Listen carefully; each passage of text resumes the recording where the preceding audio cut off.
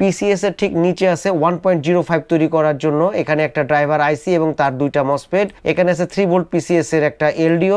110 motherboard গুলো খুবই সহজ, 110 250 গিগাবাইটের মাদারবোর্ড সবচেয়ে সহজ। এখানে আছে একটা 3 ভোল্ট ডুয়ালের মসফেট। এটা হলো একটা বায়োস। বায়োস সাধারণত গিগাবাইটে দুই ধরনেরই হয়, একটা সিঙ্গেল বায়োসও হয়, ডুয়েল বায়োসও হয়। এই পোর্শনটুকুতে থাকে 1.05 পিএলএল ভোল্টেজ, ভিসিসি এসএ এবং আইও ভোল্টেজ। এখানে দেখেন তিনটা কয়েল আছে একসাথে। এই তিনটা কয়েল হলো ভিসিসি কোর, তিনটা মানে সিপিইউর জন্য যে ভোল্টেজটা দরকার হয় এগুলো হলো আপার মসফেট এবং হলো এগুলো লোয়ার মসফেট বলে। এটা হলো ড্রাইভার আইসি, এটা হলো ভিআরএম আইসি। আর এখানে থাকে হচ্ছে নিচে 16 নাম্বার পিনে থাকে হচ্ছে পিএস অন, যেটা পাওয়ার সাপ্লাই অন। এটা লো করে ফেলে আইও, এটার কানেকশন সরাসরি আইওর সাথে থাকে। এটিএক্স পাওয়ার কানেক্টর, সেটা থেকে 5 ভোল্ট স্ট্যান্ড বাই আসবে, তারপরে একটা মসফেটের মাধ্যমে 5 ভোল্ট ডুয়াল হবে, তারপরে আরেকটা মসফেটের মাধ্যমে 3 ভোল্ট ডুয়াল হবে, যেটা কিনা পিসিএস এ যাবে। এটা নো ডিসপ্লে হওয়ার মূল কারণ হলো এটাতে যে প্রসেসরের যে ভোল্টেজটা আছে, এখানে যে কয়েল গুলো আছে এই কয়েলে ভোল্টেজ তৈরি হতো না, যার কারণে ডিসপ্লে আসতো না। এই মাদারবোর্ডে মূলত সিপিইউ কোর তৈরি হচ্ছিল না।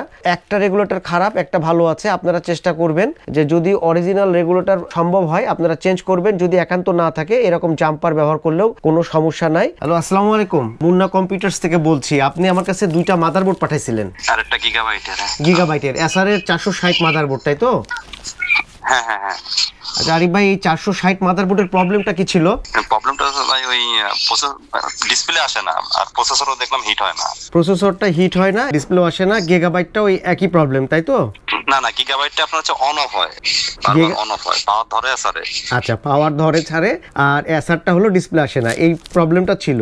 হ্যাঁ ঠিক আছে, আমি আসলে এসআর মাদারবোর্ডটা রেডি করছি, চেক করব। ঠিক আছে আরিফ ভাই, আমি আপনার সাথে আবারও পরে কথা বলবো ইনশাআল্লাহ। ভালো থাকবেন ভাই। আচ্ছা, আল্লাহ হাফিজ। ওয়ালাইকুম আসসালাম ভাই।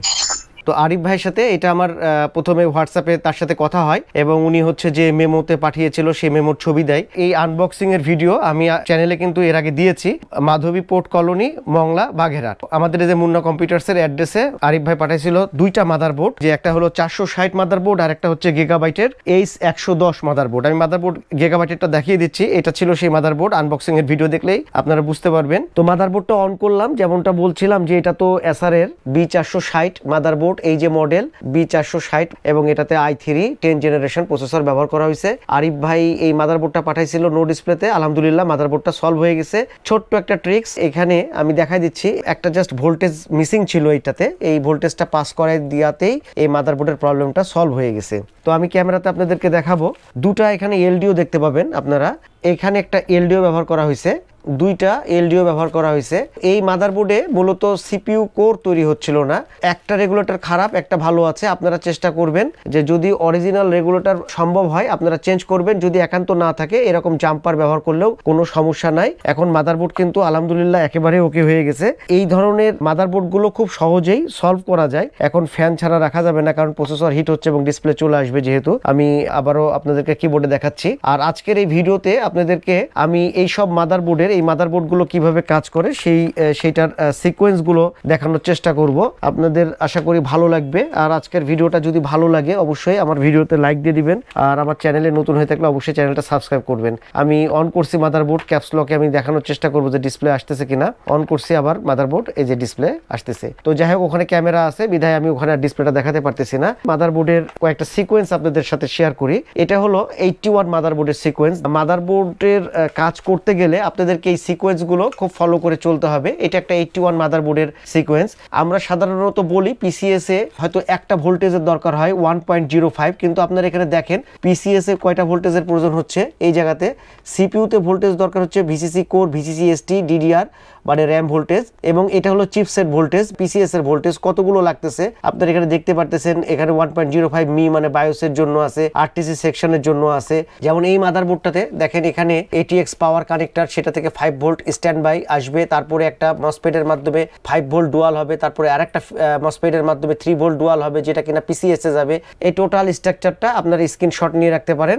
মাদারবোর্ডে কাজ করতে গেলে আপনাদের জন্য অনেক সুবিধা হবে। এবং আরিফ ভাইয়ের যেই গিগাবাইট 110 মাদারবোর্ডটা পাঠাইছিল সেটাও আপনাদেরকে টেস্ট করে দেখাচ্ছি। এটা হলো 110 মানে 6 জেনারেশনের মাদারবোর্ড। এই দুইটা হচ্ছে র্যাম স্লট, এখানে আছে র্যামের কয়েল এবং মসফেট এবং র্যাম চিপ এই পোর্শনটুকু। এখানে আছে 5 ভোল্ট থেকে একটা ভিসিসি ভোল্টেজ তৈরি করার জন্য একটা মসফেট, এখানে 5 ভোল্ট স্ট্যান্ড বাই থেকে 5 ভোল্ট ডুয়ালের মসফেট, এখানে আছে 2.5 ভিপিপি ভোল্টেজের একটা চিপ এবং হলো তার কয়েল, 4টা সাটা পোর্ট। পিসিএস এর ঠিক নিচে আছে 1.05 তৈরি করার জন্য এখানে একটা ড্রাইভার আইসি এবং তার দুইটা মসফেট। এখানে আছে 3 ভোল্ট পিসিএস এর একটা এলডিও। 110 মাদারবোর্ড গুলো খুবই সহজ, 110 250 গিগাবাইটের মাদারবোর্ড সবচেয়ে সহজ। এখানে আছে একটা 3 ভোল্ট ডুয়ালের মসফেট। এটা হলো একটা বায়োস সাধারণত গিগাবাইটে দুই ধরনেরই হয়, একটা সিঙ্গেল বায়োসও হয়, ডুয়েল বায়োসও হয়, একই ফাইল থাকে, এটা নিয়ে আশ্চর্য হওয়ার কিছু নাই।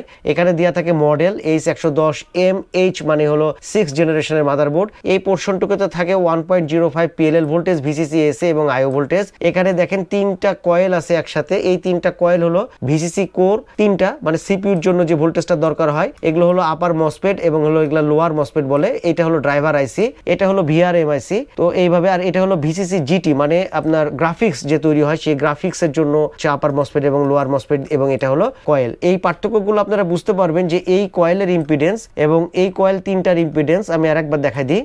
ভিসিসি কোরের কয়েল কোনগুলো এবং গ্রাফিক্স কোরের কয়েল কোনটা সেটা আপনি বুঝতে পারবেন ইম্পিডেন্স চেক করবেন। আমার আগের ভিডিওতে ডায়োড মোডে রেখে কিভাবে ইম্পিডেন্স চেক করতে হয় আমি দেখিয়ে দিয়েছি, আপনারা না দেখে থাকলে সেই ভিডিওটা দেখে নেবেন, তাহলে সেই ক্ষেত্রে আপনারা ইম্পিডেন্স চেকটা খুব সহজে বুঝতে পারবেন। এখানে মাদারবোর্ডের আরো কিছু দেখা দিচ্ছি। এটা হলো সাউন্ড আইসি, যেটা দিয়ে আমরা যে সাউন্ড শুনি সেই আইসি। এটা হলো আইও, যেটা মাদারবোর্ড অন অফ থেকে শুরু করে টোটাল কাজটা নিয়ন্ত্রণ করে হলো আইও, এসআইও। এটা হলো ল্যান চিপ এবং তার পাশে আছে ল্যানের ক্রিস্টাল। আর ছোট ছোট ইউএসবির পিছনে থাকে এগুলোর প্রোটেকশন, এগুলো এইচডিএমআই এর আইসি। আর এইখানে নিচে যদি দেখেন এখানে আছে 32.7 কিলোহার্টজ এর ক্রিস্টাল। এই ক্রিস্টালটা খুব মূল্যবান এবং এইটা অন যদি না হয় সেক্ষেত্রে অবশ্যই দেখতে হয়। আপনাদেরকে গত ভিডিওতে আমি গিগাবাইটের মাদারবোর্ডের ক্রিস্টাল দিয়ে দেখিয়েছি, ক্রিস্টাল চেক করতে হবে কিভাবে, ফ্রিকোয়েন্সিটা কিভাবে হয়, এবং আপনারা যদি মিটার দিয়ে চেক করেন, মিটার দিয়ে চেক করলে আপনারা কিভাবে করবেন, এই মিটার দিয়ে যদি চেক করেন এই ক্রিস্টালটা ঠিক আছে কিনা সেটা কিভাবে করবেন সেটাও কিন্তু দেখিয়ে দিয়েছি। না দেখা থাকলে সেই ভিডিওটা দেখবেন, তাহলে বুঝতে পারবেন। এবার এখানে ছোট্ট করে একটা রেজিস্টর আছে, যে রেজিস্টরটা 10 মেগা ওহমের হয়, সেটাও কিন্তু অনেক সময় নষ্ট হয়, আপনারা চেক করবেন এই রেজিস্টরটা, সেটাও আপনারা পাবেন। আর এবং এটা হচ্ছে 25 মেগাহার্টজের একটা ক্রিস্টাল। এই ওভারঅল 6 জেনারেশন, এবং আপনারা দেখবেন 250 310 সব মাদারবোর্ডে গিগাবাইটের ওভারঅল এরকমই। 81 মাদারবোর্ড গুলো ছিল, 81 মাদারবোর্ডে এই ভোল্টেজ গুলো লাগে না, এগুলো হচ্ছে 81 মাদারবোর্ডটা অ্যাকচুয়ালি ফাইবার টেকনোলজি, এখানে অনেক ভোল্টেজ গুলো ইনবিল্ট করে ফেলছে প্রসেসরের ভিতরে, যার কারণে এই ভোল্টেজ গুলোর দরকার হয় না। আর এখানে হলো ATX কানেক্টর আছে, আপনারা এই ডায়াগ্রামগুলো যদি দেখেন তাহলে সেই ক্ষেত্রে এই কানেক্টরে কোনটাতে কত ভোল্টেজ যাবে সেটা আপনারা খুব সহজে ট্রেস আউট করতে পারবেন। এটা হলো 5 volt stand by, 5 volt stand বাইটা থেকে যেটা আমাদের 5 ভোল্ট ডুয়াল হয়। আর এখানে থাকে হচ্ছে নিচে 16 নাম্বার পিনে থাকে হচ্ছে PS অন, যেটা পাওয়ার সাপ্লাই অন, এটা লো করে ফেলে আইও, এটার কানেকশন সরাসরি আইওর সাথে থাকে। তো এগুলো সিকোয়েন্স অনুযায়ী কাজ হয়, এগুলো আপনারা সিকোয়েন্সটা জানবেন। আর আমি এখানে কয়েকটা সিকোয়েন্স রাখছি আপনাদেরকে বোঝানোর জন্য। তো এটা তো 81 এর মাদারবোর্ড, এইটা হলো 460 মাদারবোর্ড। যে মাদারবোর্ডের কাজ করছি সেই মাদারবোর্ডটা এই সিকোয়েন্সের উপরে কাজ করে। আপনারা স্ক্রিনশট নিয়ে রাখতে পারেন, এই সিকোয়েন্সগুলো ফলো করে কাজ করবেন, তাহলে কাজ করতে পারবেন। কখন কোন ভোল্টেজটা তৈরি হবে, কখন কোনটা যাবে, লাগবে, প্রয়োজন হবে, সবকিছু দেওয়া থাকে। এটা হলো 61 এর একটা সিকোয়েন্সের মধ্যে অনেক কিছু কিন্তু গ্যাপ থাকে, সেই গ্যাপগুলো মানে সব বলা নাই এখানে যে আপনার সবকিছু বলা আছে 1 2 3 4 5 6 এইভাবে দেখেও কিন্তু আপনি মাদারবোর্ড রেডি করতে পারবেন না, কারণ এটার ভিতরে আরো অনেক ইনফরমেশন আছে যেগুলো আসলে একটা পেজের মধ্যে দিতে পারে নাই। একটা ধারণা, বেসিক ধারণা দিয়েছে। আমি আরিফ ভাইয়ের 110 যে মাদারবোর্ডটা, সেই মাদারবোর্ডটা আপনাদেরকে দেখাবো। তো আরিফ ভাই দুইটা মাদারবোর্ড পাঠাইছিল, একটা এসআর এর B460 যেটা আপনাদেরকে ভয়েস কল করে শোনালাম ওনার সাথে আমার কনভারসেশনটা, যে উনি ওইটা দিয়েছিল হচ্ছে অন অফ প্রবলেমে, আর এটা দিয়েছিল নো ডিসপ্লেতে।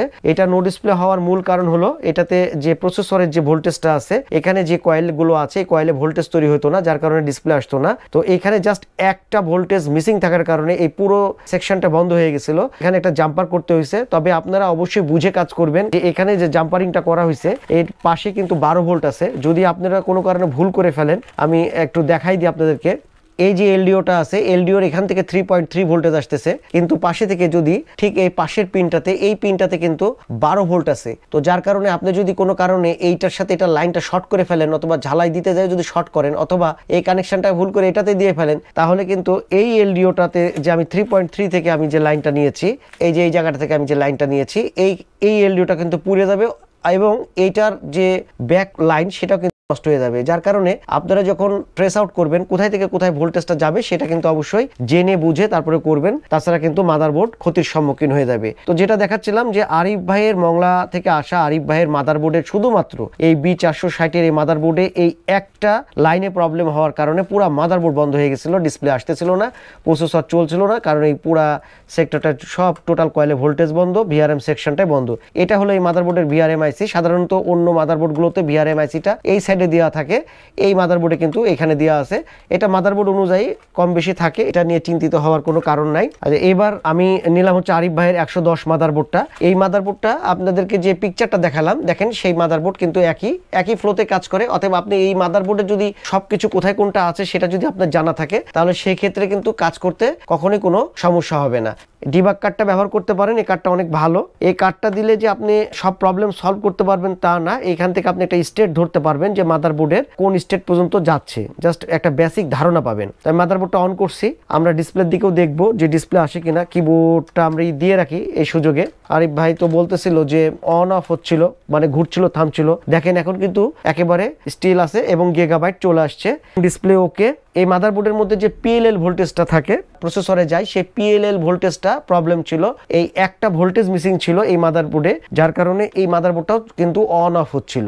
আজকে চেষ্টা করলাম আপনাদেরকে গিগাবাইট মাদারবোর্ডের একটা সিকোয়েন্স দেখানোর জন্য। মাদারবোর্ডের এই জিনিসগুলো জানেন হয়তো ওয়ার্কিং প্রসেসটা, যে কিভাবে মাদারবোর্ড কাজ করে, তাহলে যে সেই ক্ষেত্রে আপনি 81, 110, 250, 310, 460 যেই মাদারবোর্ডই আপনার কাছে আসুক না কেন, সব মাদারবোর্ডই কিন্তু আপনি রেডি করতে পারবেন। আজকে এ পর্যন্তই ভিডিওটা করব। আজকের ভিডিওটা যদি গাইস আপনাদের ভালো লাগে তাহলে অবশ্যই একটা লাইক দিয়ে দিবেন, আর আমার চ্যানেলটাতে নতুন হয়ে থাকলে অবশ্যই চ্যানেলটা সাবস্ক্রাইব করে দিবেন। কথা হবে অন্য কোনো ভিডিওতে, সে পর্যন্ত সবাই ভালো থাকবেন, সুস্থ থাকবেন, সেই আশায় আজকের মতন আল্লাহ হাফেজ, আসসালামু আলাইকুম।